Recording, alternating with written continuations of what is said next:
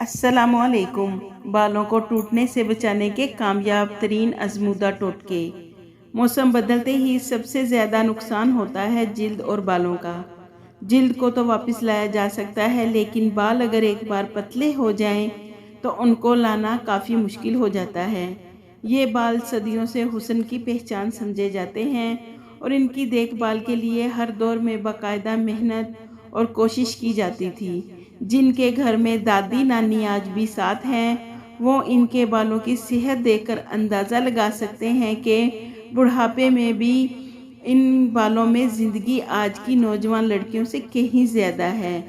تو کیوں نہ آزمائیں وہ کامیاب ٹوٹکے جو ان بالوں کو گارنٹی کے ساتھ مضبوط، گھنا اور لمبا کر سکیں۔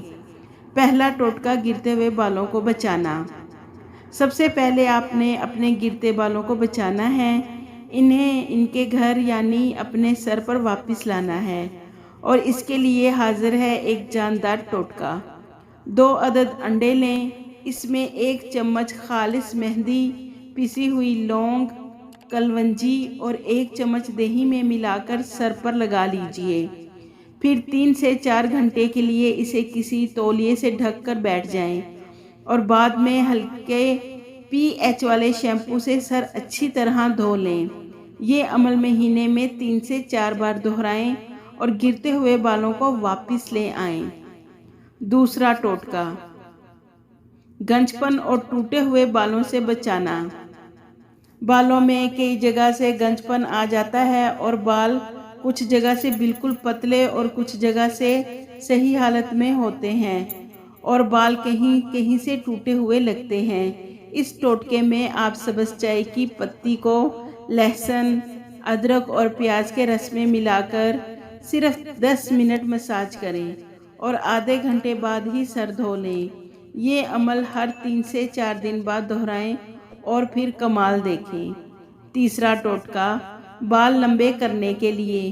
اگر آپ چند ہی دنوں میں اپنے بال لمبے کرنا چاہتے ہیں تو 15 گرام املی رات کو 1 کپ پانی میں بھگو دیں۔ صبح اس کی گٹھلیاں نکال کر پھینک دیں اور گودے کو اچھی طرح ہاتھ سے مسل لیں۔ اس میں 1 چمچ بادام کا تیل، 1 چمچ کھوپرے کا تیل مکس کر لیں اور اس مکسچر کو اچھی طرح اپنے سر پر مساج کریں۔ صرف 1 ہفتے کے استعمال سے ہی بالوں میں آپ کو واضح فرق نظر آئے گا۔ املی جو جلد اور بالوں دونوں کے لیے ہی حیرت انگیز فوائد کا مجموعہ ہے۔